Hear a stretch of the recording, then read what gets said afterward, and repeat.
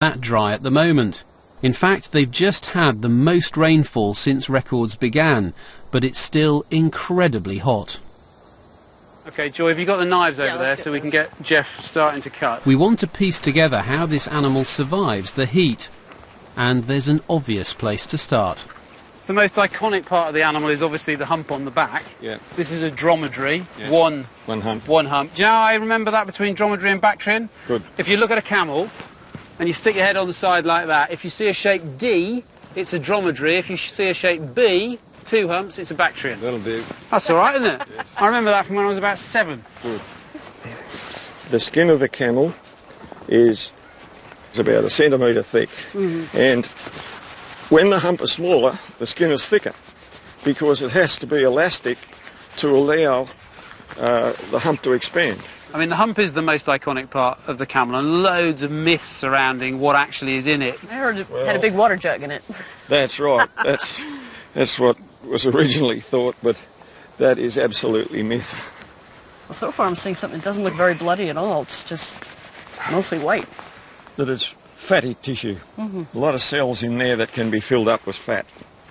And you see that just goes straight down onto the top of the vertebrae there. Will the skin move down now a bit? Yes. Okay, And so there's the extent of the hump. the thought that's always struck me is that if you need fat, you need an energy source, Yes. so you need a fat source. Yes. You've got 2 options. One is you have it all over your body, but if you've got it all over your body, you're covered in a big insulating blubber layer, which actually from a heat point of view means you're going to be in a crisis. Or otherwise, you concentrate it in one place, Yes. and it's like a rucksack. Yes. It's a Actually, it's like a rucksack big- full of Mars bar, of food bars to be able to give you energy. When you want it, you use it. When you don't, and you stock it up when you can. This fatty backpack removes fat from the rest of the camel's body, letting it lose heat more easily. As these thermal images show, the hump also acts as a shield.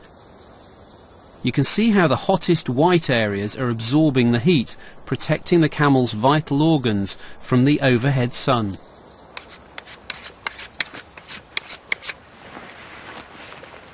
Thank you. So there it is, a fat store. Yeah. And there's This up against it here like that, and you can see the hump shape to it. there's quite some weight in that. If we put it all together, it's roughly that shape. That's big, and you're saying it could be something like out here. At least 10 times that size. At least 10 times. Wow, that's amazing. This is pretty heavy already. Yeah, it is. You see very fat camels with such a huge hump, you get the impression that they're almost staggering under the load. Really? So if that's why the camel got its hump, where did these bizarre animals originally come from? It's not where you might think.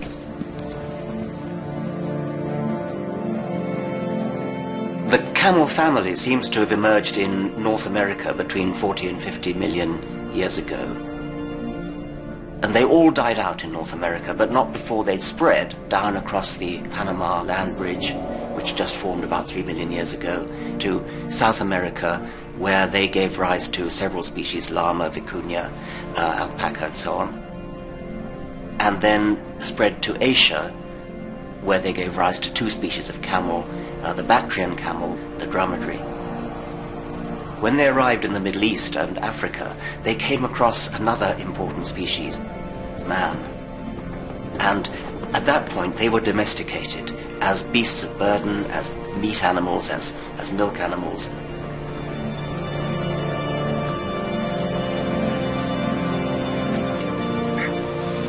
These great beasts have shaped the story of humanity over 4,000 years, from the ancient kings of Babylon to Marco Polo. Our history would have been totally different without them.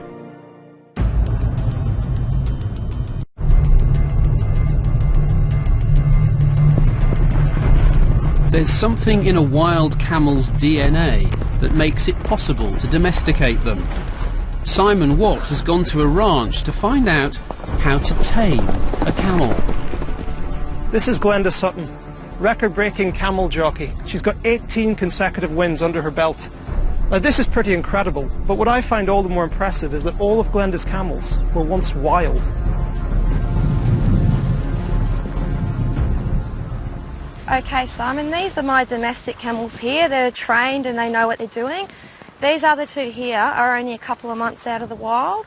And the idea today is I really want to get them used to people around them, like yourself. They've never been touched by another human being before. Just you? Only me.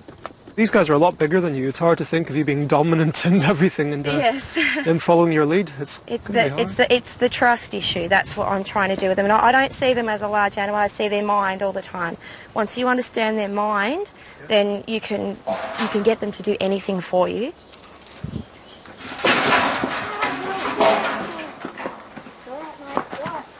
It takes months and sometimes years to break in a wild camel to the point where it will accept a saddle and a rider. Be careful, mate, be careful. Bull camels can weigh well over 600 kilograms and could crush Glenda to death or fracture her skull with a bite.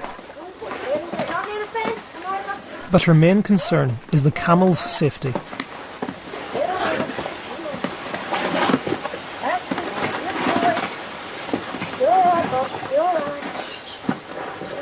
They grow a very large fighting fang either side of the mouth, and it's like a dog's teeth. When they open their mouth, it's very threatening. But they know those teeth are there. A camel has a vicious bite, as this man found out. Also, when they're fighting as well, one will put the neck over this here, and they'll try and grab this front leg down here and pull them down onto the ground, and then they put the head of the other camel under the pedestal, and they'll try and crush the head of that camel. Rivalry between camels can lead to deadly fights. This owner can do nothing to stop this male camel killing another. I'd never have thought I'd be this wary of a domestic animal. So when you first get a wild camel, you'd be right at the end of the broom like this. So he's going to sniff the broom. You'd show it to him, you'd start with the neck, and you have to remember that this front leg can come right out here. It can come out around here. This back leg here can shoot right out the back and come right out to about here. Like their whole hip will move out just so they can kick. See how that's cocked leg? That is ready to kick. That's a sign that he may kick because he's very sensitive under here. Oh. See that? He doesn't like that at all. So all this is just building up to getting a saddle on this guy? Yes. Even a tame camel has a wild side, as this soldier found out.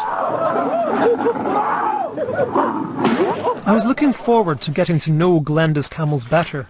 Hush, Buff. But now with a healthy dose of respect. Hush. This guy has lost his... By going inside this animal, we're going to find out how it turns desert into hump. We'll start by opening its mouth. My God, look at the inside of these cheeks. This is amazing. Yeah, well, their papillae That's incredible. are backward pointing. Right. And they help to retain the food once it gets into its mouth. It helps to retain the regurgitated stomach contents that comes up for further mastication. So can we cut this open down the cheek so we can have a better look inside? Okay. Now this should be really interesting. Wow, look at that. Now, those are awesome. They're like hundreds of fingers. yes. Using these papillae, the camel holds each mouthful in place, chewing it around 50 times.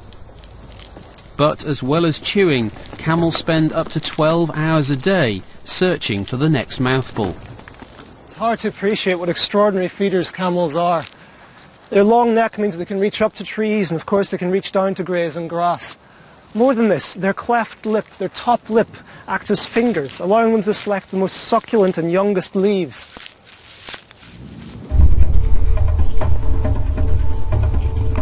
To give us a better idea, we're trying something that's never been done before. We stuck a camera up on top of his nose. This gives us a camel's eye view of feeding. Watch as it chooses the best bits.